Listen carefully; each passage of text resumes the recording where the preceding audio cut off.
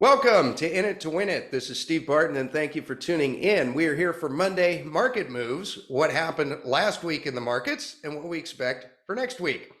All right, little housekeeping. Monday, the markets are going to be closed, and also the following Monday, the markets are going to be closed because the market is like teachers and firemen. It almost never has to show up to work. All right, starting off as always with the S&P 500. Been wrong 3 weeks in a row as far as where this is going. We thought it would have corrected a few weeks ago and then started the Santa Claus rally. It's forgotten to follow its normal pattern and do that. Still climbing higher, tapping on the door of all-time highs. I mean, we are just right with it. Just above 4,800 is all-time highs, and we're at 4,754 for the week. Just to give you an idea of how overvalued this is, and this is one metric, I mean, you can have many metrics, but this is one, and one that I like to use. So you can take the average number of hours that the average person has to work to buy one share of the S&P 500. And if you look back over the last 160 years, to get one share of the S&P 500, the average hours worked is 31 hours. Today, the average wage is $27 per hour. But today it takes 175 hours for the average person to buy one share of the S&P 500. So if we did that math for the S&P 500 today, then it should cost $800 per share. Now, I'm not saying that this is going to go down to $800 per share, but what I am saying, and I'm trying to illustrate, is that this is completely overvalued. And as far as in the short term here, you can see the technicals are just all in the clouds. Stochastic, MACD, RSI are all in the clouds. And, I don't think there's any way we're getting down to 800 bucks a share for the S&P 500, even in the long run. We've just quantitatively eased our way out of that and put all of this on our grandchildren's credit card. But I want everyone to understand, using that metric, how in the clouds we are here and what a moment in time this is. And I think it's likely that we're going to go to all-time highs. Okay, moving on to the dollar. Looking like the DXY is going to correct down. Next real level of support is going to be around 101, maybe 100.90, somewhere in that range. We got a lot of support back here for that. So we see the dollar moving down slightly next week, possibly hitting that support. Next level of support is going to be like, I don't know, 99.70 or so for this little back test right here. But is getting pretty oversold down here in stochastic, MACD, and RSI. So we could have a bounce, but that's going to be the level of support to watch. Gold is still doing quite well, almost tapping on previous all-time highs. Not the 2152 that we had before, but the 2089, and settled the week at 2069.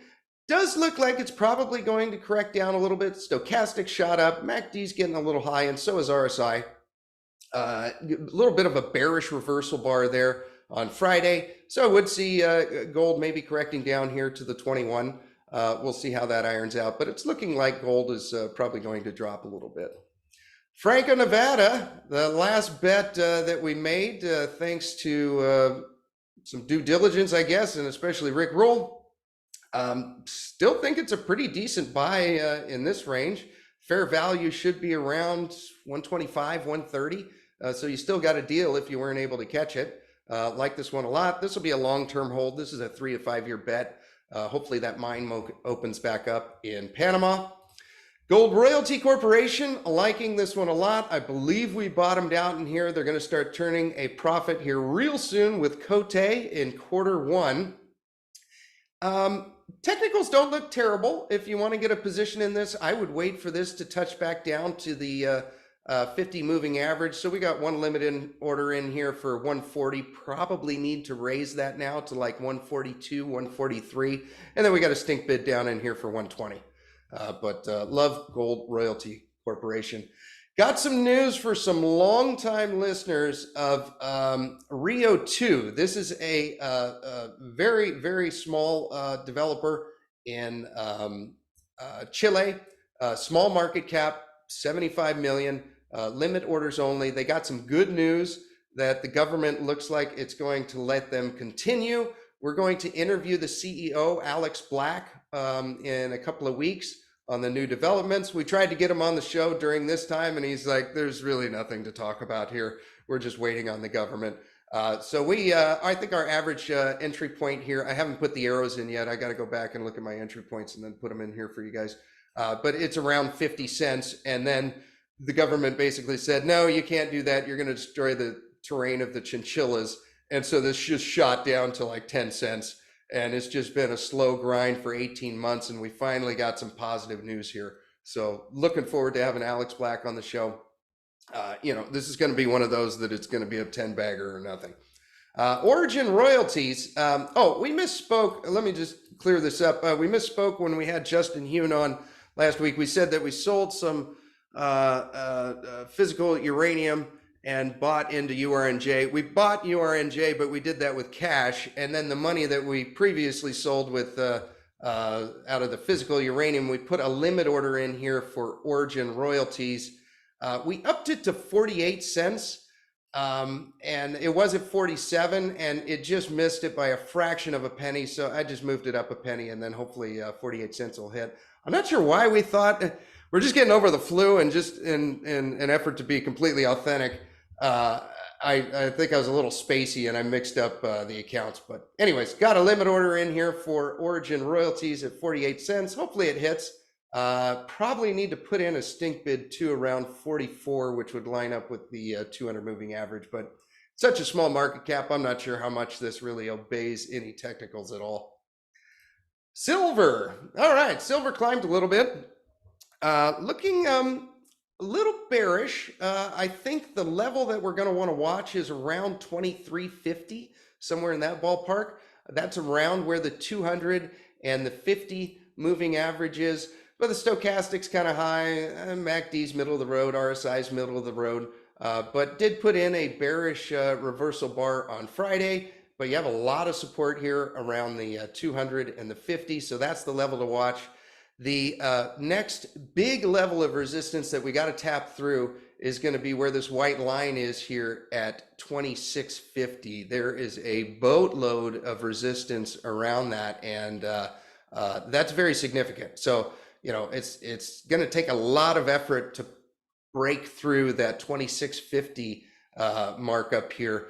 But we do see a little bit of downside for silver over the next week or so, but be watching that 2350 level. That might be an interesting entry point. If not, then it blows through that, then this upward channel support line right here would be what I would be watching.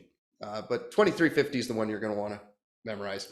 SILJ has been on a tear. Looks like it's going to come back down.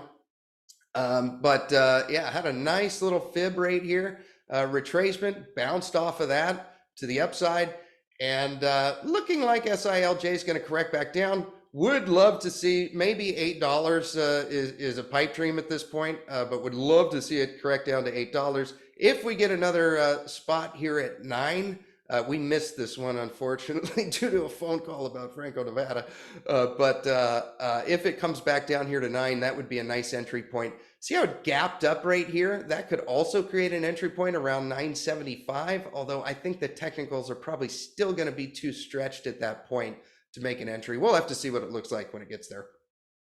All right, moving on to copper. Dr. Copper closed the week at $3.90. Copper's looking great. Would like to see it kind of consolidate sideways just a little bit. Hopefully that'll bring the RSI down, bring the MACD down, bring the stochastic down, because it all is pretty high. It does look like copper's more likely going down than up. There is a lot of resistance up here around $3.90, around $4. So the easier way is down at this point. Yeah, liking copper a lot. Way to play that, or at least the way we're playing it, is we're playing COPX. I didn't bring it up, but we're also playing COPJ, although to a lesser position. This one I think is a lot safer. Yeah, like copper a lot. COPX, we're up above the 200-day moving average right now. I don't see any setup, yeah, if you believe in the copper narrative, which we do, I think this one's going to do quite well. Probably moving to the downside next week, pretty stretched in the technicals here, and if copper's moving down, then this will as well. Arizona Metals had a heck of a week. Closed the week at $1.90. So hopefully you guys got some orders in here down around $1.50 or so. We've got Peter Granish scheduled for the beginning of January, or maybe it was the middle of January. Anyways, it's coming on in January. We'll pick his brain again about this and get any updates. Like this company a lot. All right, moving on to uranium. According to John Quakes, we are up to $93 a pound as far as what some sellers are asking, and it just keeps going up every week. I mean, this is amazing. This is up $6 from last week. Just no end in sight. Justin's call about $100 by Q1 of 2024. We might make that before 2024. Probably not, but I think we're probably going to hit it in January. If you guys didn't see that episode, we'll put a link right up here. Great episode with Justin and an update on the uranium sector. Okay, SRUUF, the SPUT Physical Uranium Trust. We are going to take a look at SPUT's website right here. We are now at a 6.39% discount. No pounds added, but we don't need them. And, if you guys don't have any position in this and you're looking to get a position in physical uranium, this is how you can do it. Look at the discount and, buy when it's at a discount. And that's pretty much the name of the game right there. URA is dividends are coming very soon. Very excited about that. Don't really see any entry points other than what we learned from Justin in that episode is that the ETFs are rebalancing, and so it creates these little volatile moments that can be quite nice if you catch them. They fall down for a hot minute as they have to sell or buy, and you can pick these ones up like that. Same thing with URNM, because they're selling, they're paying out dividends. Keep an eye on these and in pullbacks. If you don't have any position or you want to add, maybe along the 50 moving average, looks like it's been pretty accurate for quite a while now. Yeah. Buy on pullbacks. URNJ, we placed a bet on this one and loving this cup and handle pattern right here. And this one was the one we caught where they made the mix up of when they bought and then had to sell Kazatomprom. So we caught that tick. So that was a way that you could profit from it. I think that ship has sailed now, but there'll probably be some more pullbacks. And so we got in there. What did we get it at? 22.67. Okay. Yeah. Oh, and look at this. We got a dividend, 95 cents per share. Pretty sweet. Like it a lot. We also bought another small position in UROY. So these were the back up the truck moments over here. And then we did another position. We got in, I think it was 266. Yeah, $2.66. Still have our limit order for $2.50. We don't know if that'll hit or not, but the technicals were getting pretty low. So we made a purchase and hopefully it'll drop down, but there is quite a bit of support around 257 or so. And then below this here, you can see we got the 400 moving average and the 200 moving average. So hopefully it gets down there and we can snag a little bit more. We think this one's going to do pretty well, especially they got some projects that are going to start paying here real soon. And once investors wake up to this, this should do quite well. All right, natural gas, kind of flat for the week, hitting right along this 200 moving average. And so a lot of resistance right above it. You got the 200, you got the 20. So it's going to be tapping on some resistance there. Excuse me, still getting over the flu. Okay, leveraging that and getting some dividends with Devon Energy. Still got our limit order down here for $42. And we just got paid a dividend, 77 cents a share. Love this company. And yeah, I think anywhere along this trend line that we got here, $43, if you don't have an entry yet, is a pretty good entry point. I guess we're getting a little greedy with 42. But stochastic, MACD, RSI are getting a little high, so would expect it to correct back down. I like a limit order around 43 quite a bit. Oil, moving on to crude oil. Oil's been pretty good. So we placed a bunch of orders down here once it got into the high 60s. Glad we did.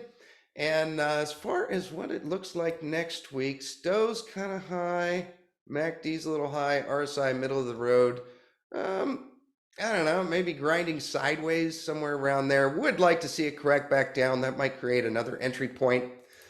XLE had a nice double bottom here. And then as far as next week, we got above the 200 moving average, which is pretty bullish. That's cool. But did get a bearish reversal bar for Friday. So we could see this grinding sideways depending on what crude oil does. Bets we placed in ExxonMobil, thanks to Rick. Placed them on the way down, got the last one in at $99. There was also a double bottom created here, but kind of see this one doing the same thing, probably sideways to down a little bit for the next week or so. Here is Chevron. This was your buying opportunity right around here, and then it shot up. We'll want to wait for another entry point into this if you want it. Don't really see anything here other than see this yellow, the 50 moving average is kind of scooping it up right there. But the technicals are pretty stretched in this stock after it shot up. So don't see any entry points there. Occidental, Warren Buffett's favorite. Warren Buffett started buying right down here. So good on him. It shot above the 200 moving average and then went right back down. So this does look a little stretched. And remember, this one is more leveraged to the crude oil price than anything else, but this is also, the technicals are pretty high here, so don't see any entry points. Blackstone Minerals, love these guys for their dividends, amazing dividends. Love this company, long-term hold. This is probably going to be passed on to my children, but no, not really any entry points here in oil that I'm seeing. You know, just closed above the 200-day moving average. So that's good. Hopefully we can get a reversal, but that will be very dependent on crude oil prices. And this chart probably doesn't mean anything, but just like to look at it every week. Uranium versus a barrel of oil. It now is 1.25. The price, pound of uranium is 1.25 times the price of a barrel of oil. Pretty cool. Would love to see this chart do one of these again. That means we make a lot of money, but we'll see. All right, moving on to coal. Thermal coal closed the week at 136.75 a ton, and met coal closed the week at 327 a ton. Waiting on met coal to get down around 250, 200. We're going to have Matt Warder back on the show in the next month or so, and we will pick his brain on that. Glencore, still got our limit orders in. Hopefully this starts to roll over and correct down. It's getting kind of high in the Stowe, getting a little high in the MACD and RSI, so would like to see it roll over. We may not get down to this 1050 down here, although there's a lot of support around it. Still being patient here, but we could have a setup here, and I will show you what I mean. We'll run a retracement, and that would put it right around the 200 moving average. So if this corrects down to, what is that, 1126 to 1140, kind of in that range, would like to see like a little double bottom here, and that might create an entry point around 1130 or so. We'll see how that irons out. All right, moving on to listener questions. Zinton wants to know about Fortuna Silver Mines. I hope you guys enjoy us giving, going over your stocks and stuff. We like doing it, do us a favor and please put the full name of the company with the ticker. Luckily, I already knew all these companies, so it's really easy to find. But, if I don't, then it saves me a huge amount of time. And, if you enjoy this, donate to the show. There's a little link for PayPal down below. We have a day job where we have to spend a lot of time, and the more you guys are enjoying the trading view because you're using the links, you're using Justin's website, you're going to Rick Rules boot camps. The more of that you do, the less I have to do that and the more I can focus on my passion in here. So thank you for your donations and your contributions to the show. It is really amazing to me that we've been able to build this business, and this is so much fun to us. I'd like to do this, maybe every Wednesday or something, just go over your guys' companies, and the more I can do that and maybe dig into some of the fundamentals as well. This is what I do for fun. This is great, and it's amazing that I enjoy it so much, and we can get paid for it. I love it. So hope you guys like it as well. All right, so Fortuna Silver Mines. All right, here we are, kind of tapping on quite a bit of resistance here. Zinton. Yeah, I don't really see any entry points right here. See how high the RSI is, MACD, stochastic. We want to see this kind of come back down. I used to own this company and follow it a couple of years ago.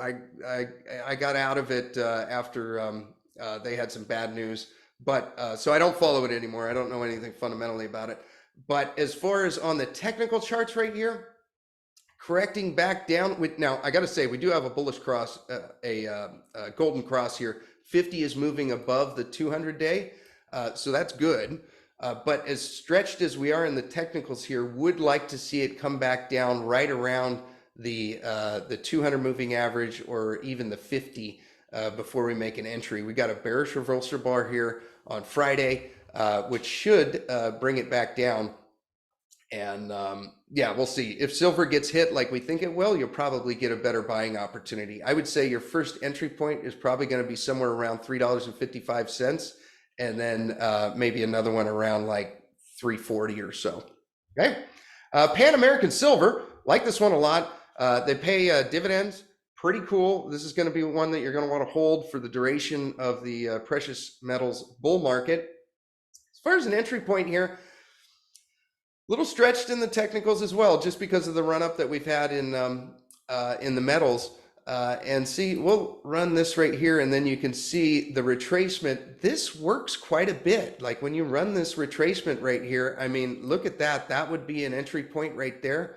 That ship has sailed. I'm not trying to say that it hasn't, but I think our next entry point is probably huge bearish reversal bar right here on Friday. So I think your next best bet is going to be right around here, like 1588, and then maybe an immediate sell order below that in case you're wrong. Real support is going to be right down here around 1440. You got a lot of resistance built up around there, and then a stink bid would be down here around 1330 or so. But yeah, I would look at your first entry point right here around the 200 moving average. All right, and he wants to know about Equinox Gold.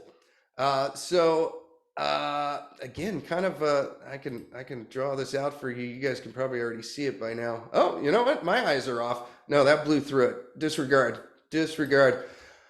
Where could we find an entry in here? I bet you guys can see it without me even saying. Right there. And what are we ironing up for? A golden cross. I like an entry right around there. Like, what is that? $4.85, something in that ballpark right there. If that were to correct back down there and then reverse up, making a bar that looks something like that, it doesn't have to be that big, but if it comes back down and touches that and goes up, that's a pretty sweet entry point. And I bet we have a retracement right in that region there. So these are little sweet spot setups I like a lot, because you have several indicators coming together at the same time that just add an extra layer foundation of support for this. So you got a retracement, you have a 50, and you have a 200 moving average, along with what's very likely going to be a golden cross. And I think a bounce along that would create a pretty sweet entry point. Technicals down here, it's starting to slope up in the MACD. Stochastic is rising up, and so is RSI. But if it corrects back down, that should bring these back down even more. And then with the reversal bar, that'd be a pretty sweet entry point. All right, and Al Kearney wants to know about Sibanye Stillwater. Longtime listeners will know we were in this, and then we got out when, so this is a platinum and palladium miner down in South Africa. They have a lot of issues with power and political risk. Okay, so if platinum and palladium do well, and if this company is able to continue to have electricity because their power grid down there is terrible, then this should do quite well. They pay pretty good dividends. I mean, like here, I'll pull up their dividends right here. All right, in the last couple of years, 4.9, 8.2, 4.3. It looks like the dividends are sustainable. I mean, there's not too much of their money going to dividends and not back into the company, right? But I don't know, you're taking a lot of risk in South Africa. You know, if you're willing to accept that risk, I wasn't. I decided, you know what, I'm just going to bet on the physical platinum and the physical palladium, and then, you know, not have to worry about the political risk in South Africa. And actually, by betting on the physical platinum and the physical palladium, you're almost kind of hoping for the political uprising in South Africa, because that would cut the supply. So if you actually have the material, that that commodity is going to go up in price, and this company will go in the toilet. But if you accept that political risk, as far as an entry here, getting pretty high in stochastic, high in MACD. That was a tick if you could catch it. I don't know how you would know. The reason this has run up is because platinum and palladium have done well over the last few weeks. You know, so when the price of something that you mine goes up, then this is going to go up. Maybe around the 50 moving average. I think I would keep an eye on the platinum and palladium prices, and if they have a correction, that might time pretty well with this. But as far as a first entry point, maybe around, what is that, 510. The next one might be, let me back it up here. Man, that has just been in the dumps, hasn't it? I mean, a real entry point would be around 403, where it just hit. I don't know if it'll get down there, but I would stage them down like this. You know what I mean? Like if you're going to place, let's say, one bet on this company, and we'll say that one bet is 1% of your portfolio, maybe space that bet into 4 separate bets. So you bet 1/4%, 1/4%, 1/4, right? And you know, you bet on the first one on the 50 moving average at 512, and then you bet the next one on the next one down at 488, and then you do the next one down at 439, and then the stink bid at 403, right? So you get like 4 in there. And another thing I like to do too is I like to bet more as it goes down further. If you fundamentally believe in the company, that's the way to really make money. All right, moving on to some of our miscellaneous ones. Bitcoin closed the week at 43,600. Well, I guess it didn't close. It's always trading. But still kind of high in the clouds. Would expect this one to roll over. Here is platinum. So this gives you an idea why Sibanye-Stillwater has done so well. We've had a run up in platinum here. Tapping on the door of 1,000 per ounce, which is pretty cool. Palladium doing the same thing. It was below 1,000. Now it shot up above 1,200. Tapping on the door of the 200 moving average. This one is going to be a lot less, dictated by technicals on this, and a lot more by fundamentals, but still kind of neat to chart here. But all the indicators are just in the clouds. Oh, this was a bet that we also placed. This is SPUT's nickel miners ETF. They just paid out a dividend, and a juicy one, right? The share price right now is $13, and they paid $2.76 per share. Pretty cool. So what we like to do is when they pay out a dividend, you know, I got to say this technical chart here looks awful, but this is an ETF in nickel.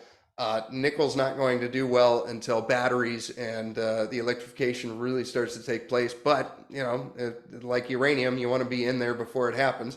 And so when they pay out a dividend like this, which SPUT usually does at the end of the year, you know, they have to pull that money from somewhere, and they pull it from the stock. Share price goes down, creates kind of a neat entry point, you know, and you essentially start the clock on that new share for dividends. So we placed another bet on nickel there. The amount that we bet was the amount of these two combined. So basically you could think of it as if you're betting 100, we bet 25, and then we bet 50. Okay. TLT, Still going up. Remember, we sold this at exactly the wrong time. That was half our position.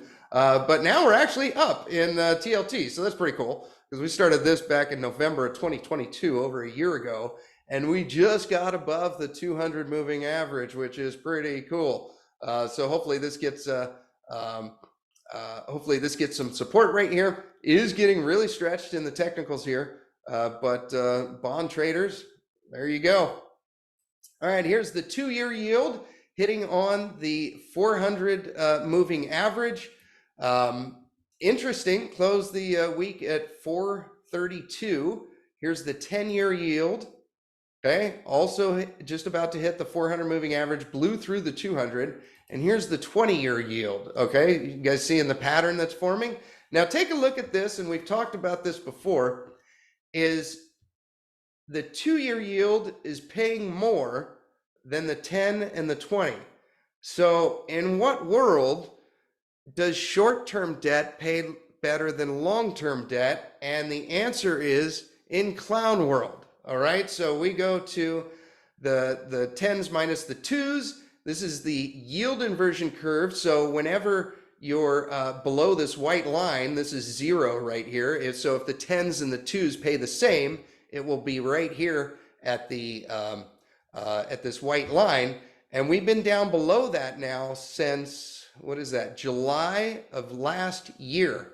All right, pretty incredible. If this goes until February, if we stay below this this white line into February, this will be the longest that it has ever been inverted since we've been tracking this. Okay, so I think we're getting close. Once we get above this white line, that's when precious metals should do quite well, and the recession is on. And to end the show here, I still got to say that 4-week treasuries are paying over 5%. So if you have any extra cash that you don't think you're going to need for 4 weeks, you can get over 5% on it. All right. I hope you guys got something out of this. Me and the missus will be taking a little puddle jumper out to Vegas to spend time with the family for the holidays, and I'm going to play a lot of poker. There's not going to be an interview next week, so we will see you this time next week for Monday Market Moves.